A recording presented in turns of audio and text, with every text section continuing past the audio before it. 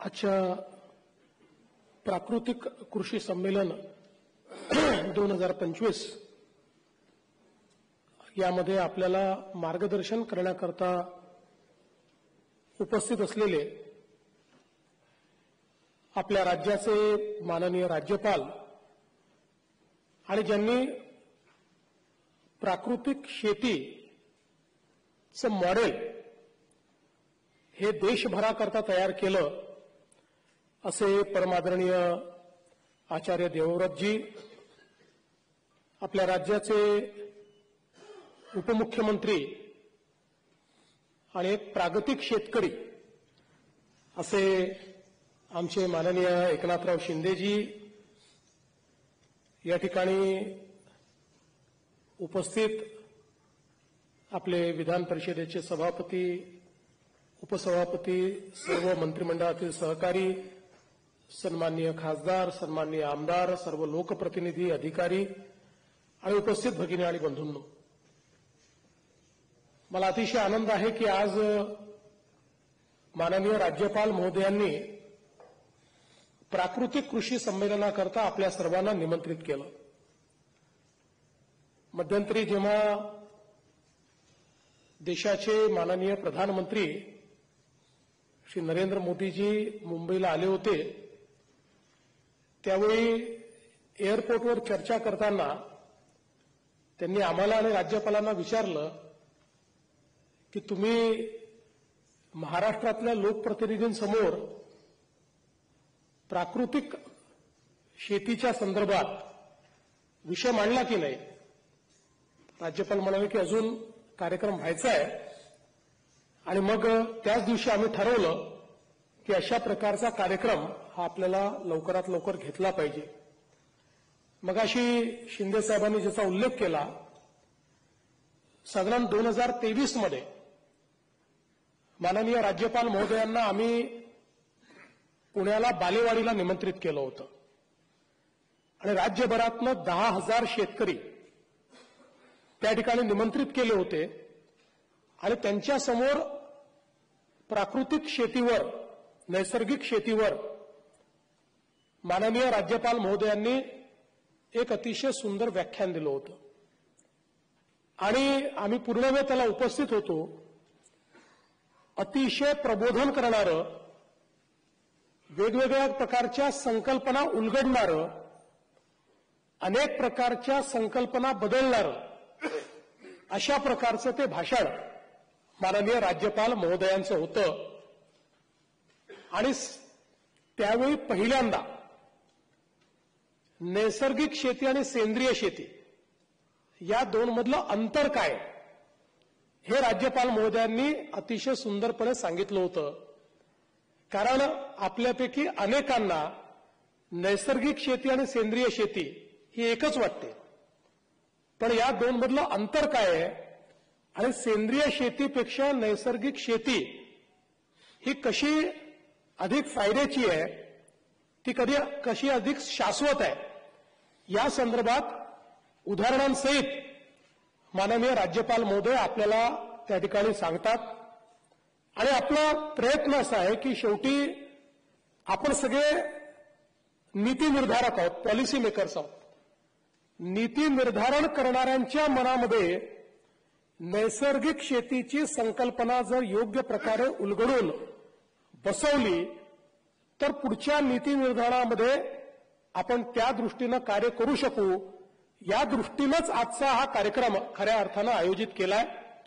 पुढच्या काळामध्ये आमचा प्रयत्न असेल की माननीय राज्यपाल महोदयांचे अधिक व्यापक शेतकऱ्यांच्या पुढे, गटांच्या पुढे व्याख्यानं व्हावीत आणि त्यातनं एक नैसर्गिक शेतीच्या संदर्भातला एक जो आपलं मिशन आहे, हे मिशन आपल्याला वेगाने पुढे नेता यावं.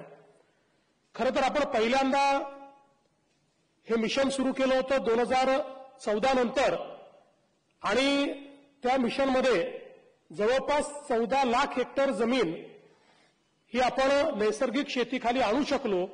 तर त्यावेळी आपण नैसर्गिक आणि सेंद्रिय याच्यात भेद ठेवला नव्हता, त्यामुळे दोन्ही प्रकारचे अप्रोच आपण घेतले होते.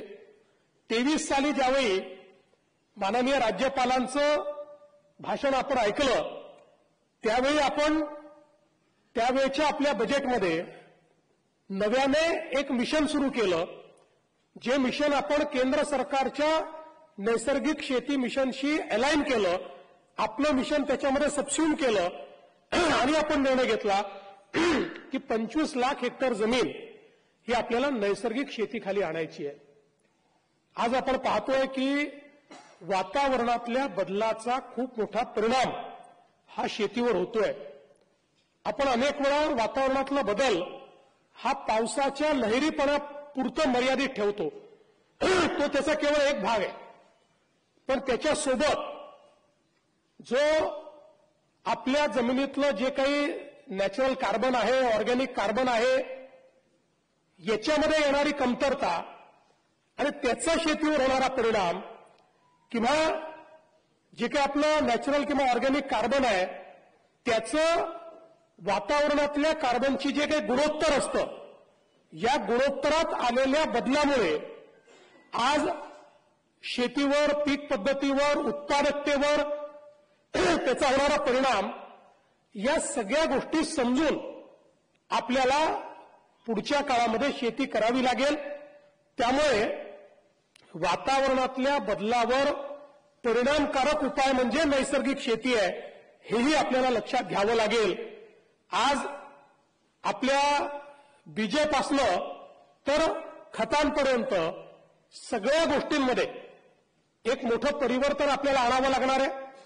वातावरणातल्या बदलाला त्या ठिकाणी सांभाळू शकेल किंवा सहन करू शकेल अशा प्रकारची त्या ठिकाणी सीड्स याची निर्मिती करणं, जे नैसर्गिक शेतीमध्ये वेगवेगळ्या पद्धतीनं बीजामृत तयार करून आणि त्यातनं बीजांवर प्रक्रिया करून आपण त्याची जी काही स्ट्रेंथ आहे ती स्ट्रेंथ वाढवण्याचा प्रयत्न करतो. त्याच्यावर जो काही किडीचा प्रादुर्भाव होणार आहे तो होणार नाही अशा प्रकारची व्यवस्था त्यातनं उभी करतो. किंवा आज आपण पाहतोय की मोठ्या प्रमाणात आपण जी काही खतं, कीटकनाशकं वापरल्यामुळे जमिनीची अवस्था खराब झालेली आहे. आपली जमीन आता उत्पादकता त्या प्रमाणात देत नाही, त्याची उत्पादकता कमी होते आहे. किंबहुना सुरुवातीच्या काळामध्ये ज्या गोष्टींनी उत्पादकता वाढली, आता त्या जमिनीची ती उर्वरा क्षमताच मोठ्या प्रमाणात कमी होते आहे आणि त्यातनं मोठं एक संकट हे शेतकऱ्यांवर तयार झालंय. दुसरं असं आहे की आपण जर बघितलं तर शेतकऱ्यांसमोरचं संकट असं आहे की ज्या वेगाने निविष्ठांचे भाव वाढतात त्या वेगाने शेतमालाचे भाव वाढू शकत नाही. कारण शेतमालाचा भाव हा आंतरराष्ट्रीय भावांवर त्या ठिकाणी आधारित आहे. जर एखाद्या गोष्टीची उत्पादकता ही अमेरिकेने किंवा कुठल्या युरोपियन देशाने किंवा चीनने मोठ्या प्रमाणात केली तर आपण कितीही प्रयत्न केला तरी त्याचे जे भाव आहेत ते भाव आंतरराष्ट्रीय बाजारपेठच त्या ठिकाणी कंट्रोल करते. आणि म्हणून आवश्यकता काय आहे तर आवश्यकता ही आहे की आपल्याला आपली जी काही इनपुट कॉस्ट आहे, आपलं लागत मूल्य आहे, उत्पादन खर्च आहे, तो आपल्याला कमी कसा करता येईल, उत्पादकता कशी वाढवता येईल. म्हणजे एकीकडे खर्च कमी होईल आणि उत्पादकता वाढल्यामुळे जे काही आंतरराष्ट्रीय बाजारपेठेने ठरवलेले भाव आहेत त्या भावातही शेतीमध्ये मोठ्या प्रमाणात नफा मिळेल. आणि मग याचा उपाय काय आहे? याचा उपाय निविष्ठांची कॉस्ट कमी करणे, किंमत कमी करणे. ती तर आताच्या बाजार आधारित अर्थव्यवस्थेमध्ये आणि ज्यावेळेस इतक्या मोठ्या प्रमाणात कंपन्या रोज नवीन प्रकारचं काहीतरी काढतात आणि आपल्याकडे तर कसं आहे की शेवटी आपली सगळ्यांची मेंटॅलिटी ही अशी आहे की एका शेतकऱ्याने वापरलं की सगळे शेतकरी तेच वापरतात आणि मग त्यातनं आज त्या सगळ्या औषध निर्माण करणाऱ्या कंपन्या असतील, खत निर्माण करणारे वेगवेगळ्या प्रकारचे न्यूट्रिएंट्स तयार करणाऱ्या कंपन्या असतील, या सगळ्यांचा त्याच्यात फायदा होतो. शेतकऱ्याची कॉस्ट वाढते, पण उत्पादकता न वाढल्यामुळे अल्टिमेटली त्याला जो काही बाजारभाव मिळतो त्यातनं त्याला नफा उरत नाही, शेती फायद्याची होत नाही. आणि त्यातही ज्या ठिकाणी 70, 75, 80% शेतकरी हा छोटा शेतकरी आहे, अल्पभूधारक शेतकरी आहे, ज्याची पैसा लावण्याची क्षमताच नाही आहे, अशा शेतकऱ्याला खूप मोठ्या प्रमाणात त्याचं नुकसान हे सहन करावं लागतं. तो गरिबीतनं कधी बाहेरच येत नाही, तो कर्जाच्या विळख्यातनं कधी बाहेरच येत नाही. आणि म्हणून या सगळ्यावरचा उपाय हा नैसर्गिक शेती आहे. कारण जे निसर्गाने दिलं जे शेतीमध्येच आहे, ज्या गोष्टीला आपण वेस्ट समजून त्या ठिकाणी फेकून देतो, जाळून टाकतो, अशा सगळ्या गोष्टी या आपल्या शेतीच्या इनपुटमध्ये आपण परिवर्तित करू शकतो. त्याला आपण नॅचरल कार्बन वाढवण्याकरता, मायक्रोन्यूट्रियन्स करता त्याच्यामध्ये आपण कन्व्हर्ट करू शकतो. अशा प्रकारची ही सगळी नैसर्गिक शेती जी आहे त्याची व्यवस्था ही उभी केली आहे. कारण आपल्याला माहिती आहे की ईश्वराने व्यवस्था अशी उभी केली आहे की ज्यात nothing is waste, everything is wealth.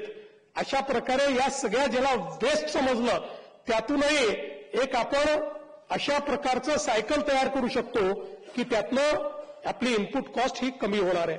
दुसरं महत्वाचं यातलं आहे की अलीकडच्या काळामध्ये आपल्या शेतीतल्या ज्या काही अडचणी आहेत त्यातलं एक प्रमुख कारण आपलं गोधन कमी झालेलं आहे.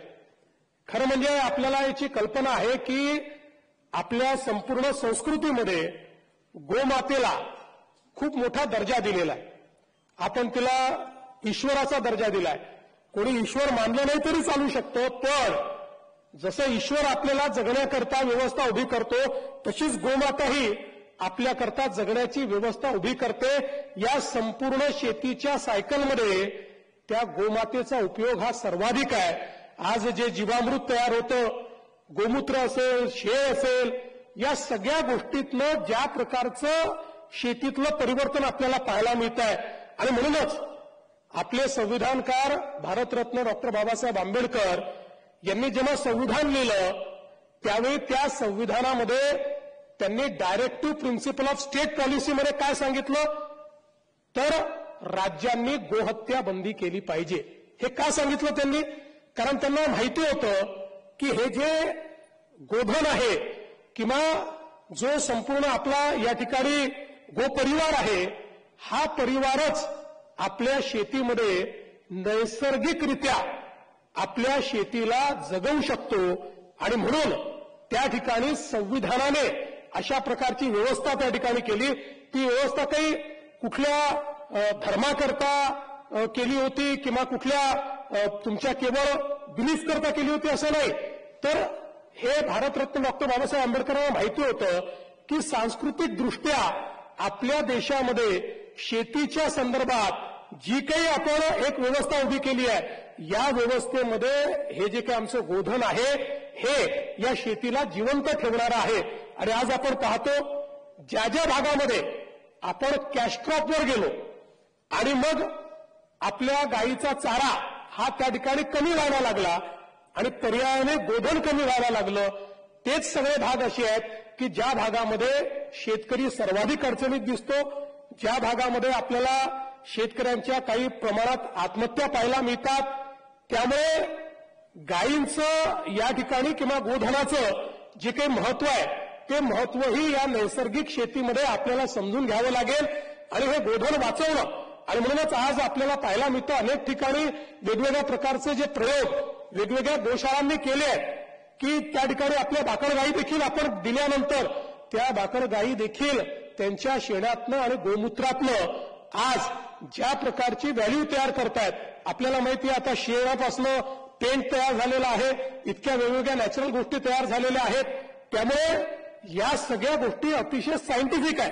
याच्या पाठीमागे आपली जी संस्कृती आहे, आपल्या इथला जो विचार आहे, आपल्या इथली जी शेती आहे, याच्यामध्ये जोपर्यंत वैज्ञानिकता होती तोपर्यंत आमचा शेतकरी हा राजा होता, तोपर्यंत शेती हा सगळ्यात महत्वाचा व्यवसाय होता आणि तोपर्यंत शेतकरी हाच खऱ्या अर्थानं त्या ठिकाणी सर्वाधिक सन्मानित अशा प्रकारचा आपला घटक होता.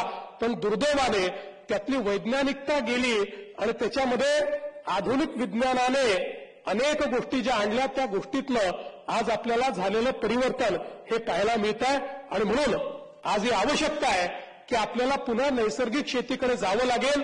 आणि म्हणूनच आपलं अतिशय परम भाग्य आहे की नैसर्गिक शेतीचे अतिशय यशस्वी प्रयोग ज्यांनी करून दाखवले असे माननीय राज्यपाल महोदय हे आपल्याला या ठिकाणी लाभलेले आहेत.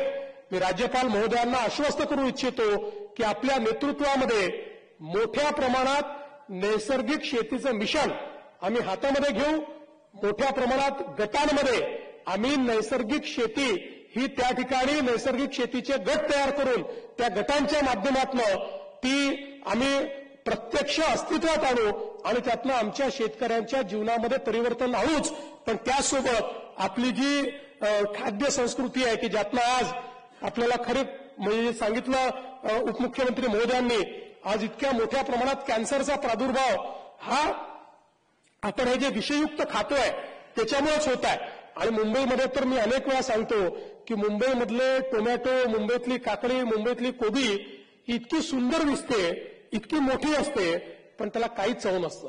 आणि त्यात आपण जर गावात जाऊन आपले छोटे छोटे टमाटर भेद्र ज्याला म्हणतो ते खाल्ले तर त्याची चव काय असते हे आपल्याला माहिती आहे. त्यामुळे या सगळ्या गोष्टी ज्या आहेत या आता आपल्याला बदलायच्या आहेत आणि त्याची सुरुवात म्हणून आज आपण हे कृषी संमेलन या ठिकाणी घेतलेलं आहे. या कृषी संमेलनातून एक नवीन अशा प्रकारची त्या ठिकाणी नीती ही आपण तयार करू आणि मोठ्या प्रमाणात महाराष्ट्राला ज्याप्रमाणे राज्यपाल महोदयांनी गेल्या 5 वर्षामध्ये गुजरातला नैसर्गिक शेतीचं हब केलं तसंच आता पुढचं हब हे नैसर्गिक शेतीचं महाराष्ट्रामध्ये आपण करू असा विश्वास या निमित्ताने मी व्यक्त करतो. त्यांचं खूप मनापासून आभार मानतो आणि माझं बोलणं संपवतो. धन्यवाद. जय हिंद, जय महाराष्ट्र.